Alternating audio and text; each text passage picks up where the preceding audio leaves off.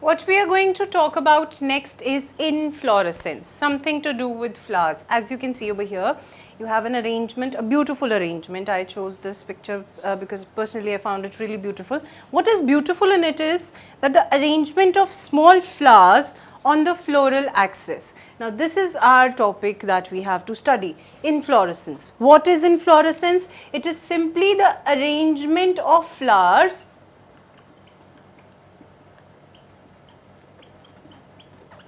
on floral axis. As you know, the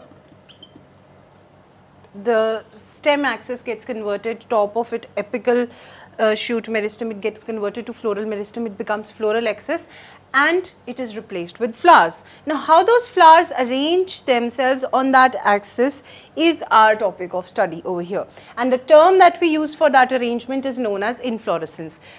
What we are going to see is different types of inflorescence. As you can see, this is a simple line diagram just to represent how many types of arrangement of flowers you can observe. You would go out and see that the flowers have multiple arrangements. So right, they are arranged according to different patterns, and that makes it beautiful. Supposedly the flower is having small flowers, so it would prefer to become conspicuous and bring all those flowers on a clustered form. So that comes under our study of inflorescence.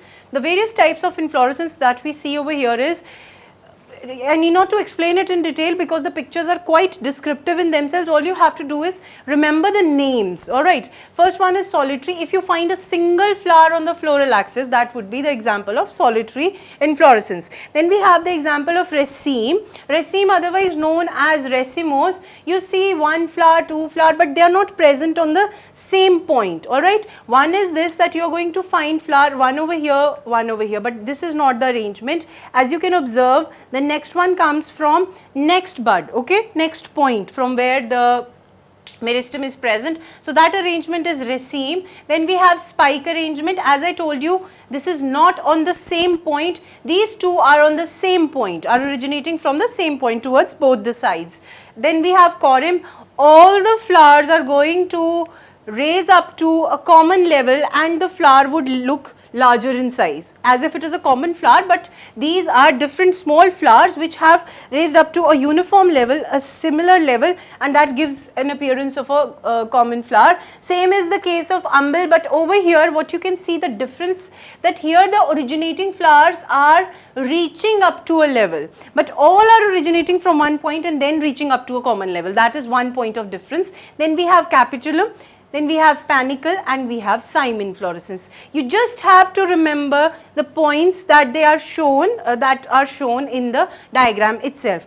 What are the points that are to be remembered is that there are two types of inflorescence that we have. One is racemose inflorescence.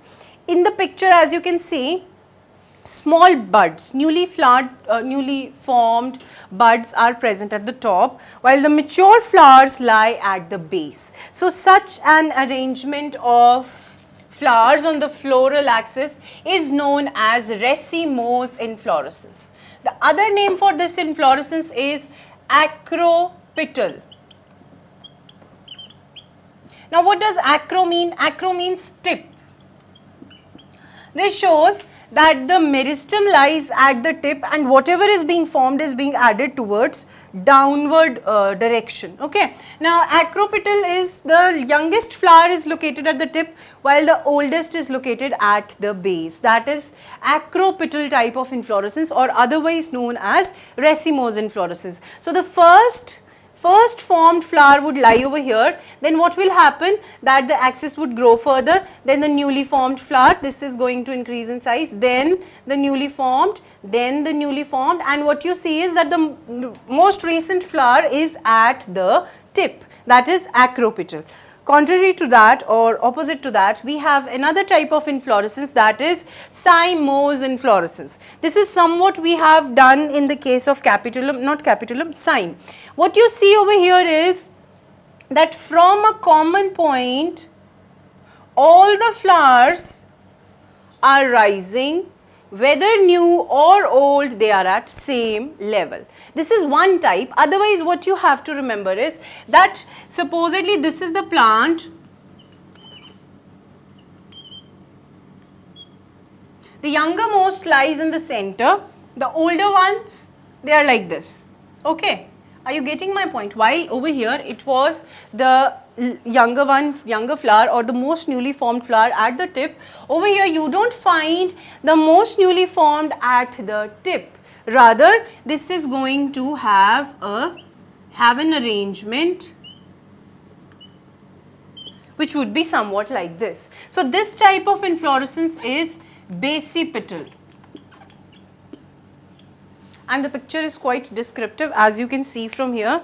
While this is racemose, this one is cymose, and you can very well make out the difference that all are rising from the base. Okay, the most younger one lies at the base as compared to the newly formed ones. These could rise further as well. So the youngermost is lying at the base instead of being present at the tip, as was in the case of acropetal. So this is all you have to learn in this topic of inflorescence. I would suggest you to practically learn this topic by going out in some field and seeing what are the examples of racemose and cymose. Don't get into the details of different types that we did in the previous slide. There's 8 types. Just concentrate on the cymose and racemose and you will be done with this topic in great depth.